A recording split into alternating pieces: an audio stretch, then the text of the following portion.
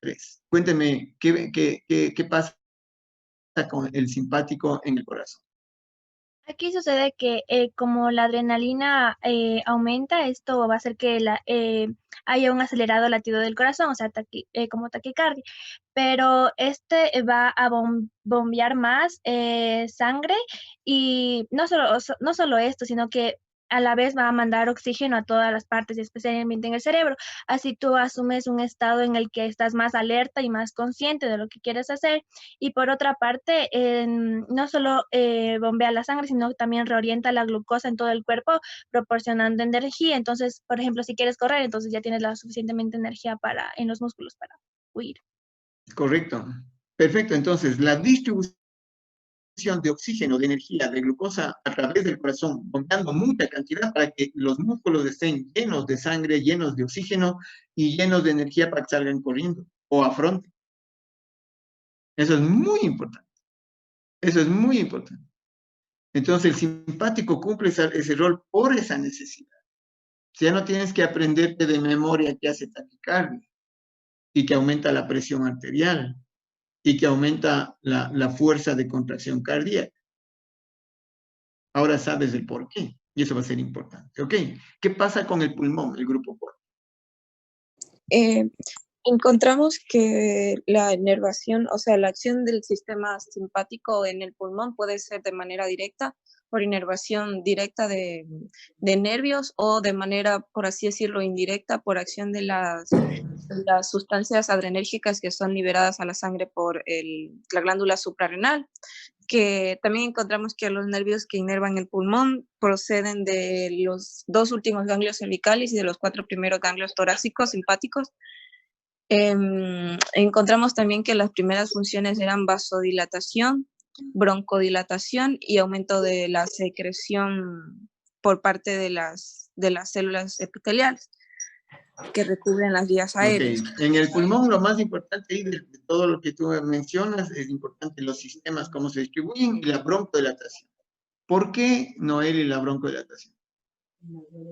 Porque en un momento de alerta, o sea, si nos ponemos a pensar en un momento de alerta, lo que necesitamos es poder recoger la mayor cantidad de oxígeno. Si nuestros bronquios están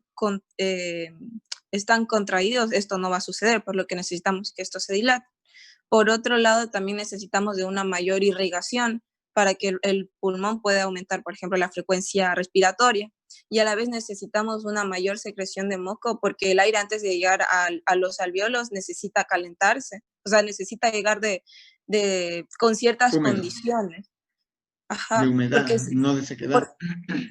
Ajá, por ejemplo, cuando nos ponemos a correr y el aire no tiene como que esta suficiente, o sea, la producción de moco no es tal como para que el aire llegue en condiciones a los alvéolos, nos empieza a doler si nos ponemos a pensar. Entonces, eso sería. Perfecto, me parece súper claro. Necesito Sí, más oxígeno, necesito una gran capacidad para tener aporte de oxígeno hacia todo el sistema, incluyendo la sangre y el corazón. Entonces, el simpático cumple ese rol muy importante. ¿Algo más querías decir, Noel?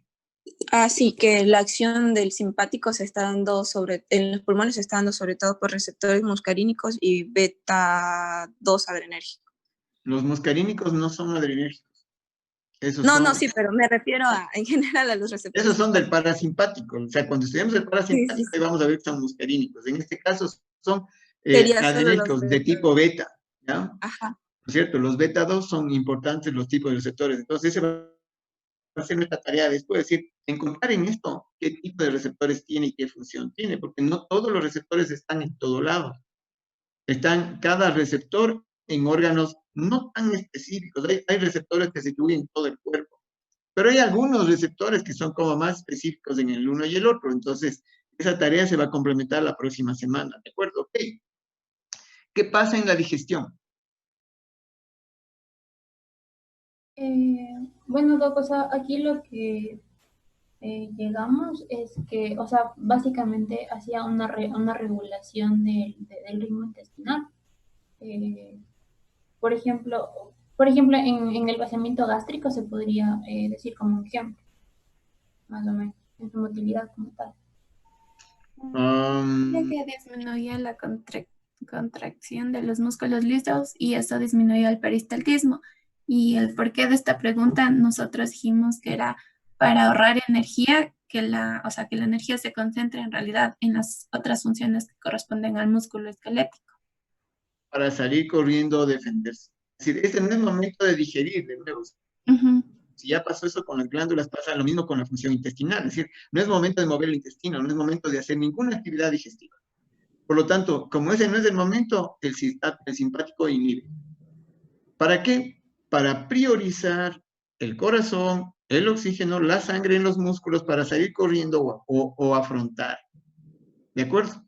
Y digo afrontar para que no sea solamente un tema violento de enfrentar. Afrontar quiere decir, tienes que estar pilas para ver qué es lo que va a pasar.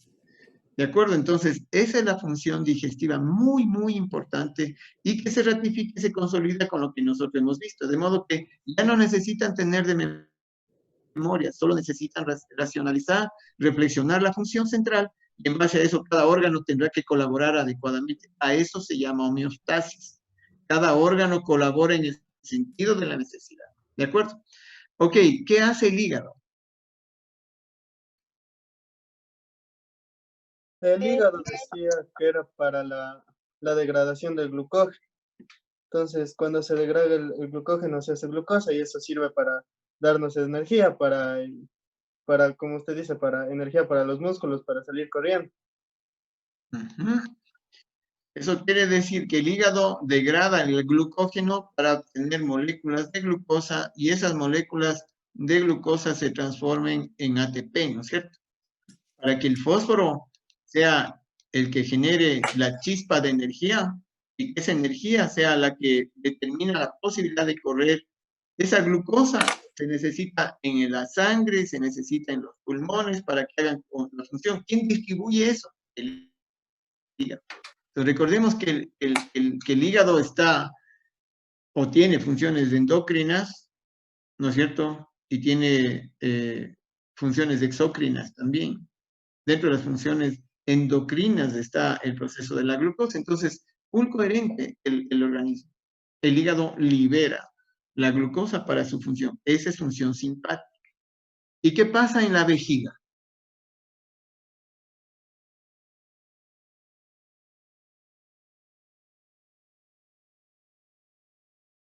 ¿Qué pasa en la vejiga, los chicos del número 7? Ya, decía que la vejiga se encarga de relajar el músculo detrusor y al mismo tiempo lo que hace es contraer el esfínter. Ok, María José, ¿por qué hace esto? Es para almacenar la orina en la vejiga. Ajá, para almacenamiento antes de que ocurra la micción. Ok, eso quiere decir que cuando tienes que salir corriendo no es momento de ir al baño. Ajá, exacto. Por lo tanto, el simpático lo que hace es contracción del esfínter y relajación del detrusor. Y entonces eso nos da capacidad de llenado de la vejiga. Es decir, el simpático genera un llenado de vejiga, ¿no es cierto? No es el momento de ir al baño a orinar. Sales corriendo y te enfrentas. No es el momento de ir al baño. Por lo tanto, el simpático cumple este rol importante. ¿Y qué pasa en el recto? Yo tengo una pregunta respecto a eso. Pero si está una persona en situaciones de estrés, hay casos en que la gente, pues, inevitablemente, pues, se orina encima. Y eso mismo estábamos hablando con mis compañeros. ¿Qué pasa? ¿Se orina el rato del susto o después? Después. Pues. Entonces, esa es función parasimpática. Es decir, el momento mismo del susto no te orinas, sino sales corriendo. Cuando ya llegas allá, ahí te orinas. ¿Por qué? Porque hubo miedo, Entonces, el momento que se relaja, el momento donde funciona el parasimpático, entonces te orinas. Pero es muy buena la reflexión, Jaime Andrés. Es decir, el mismo instante no te orinas, sino despuesito.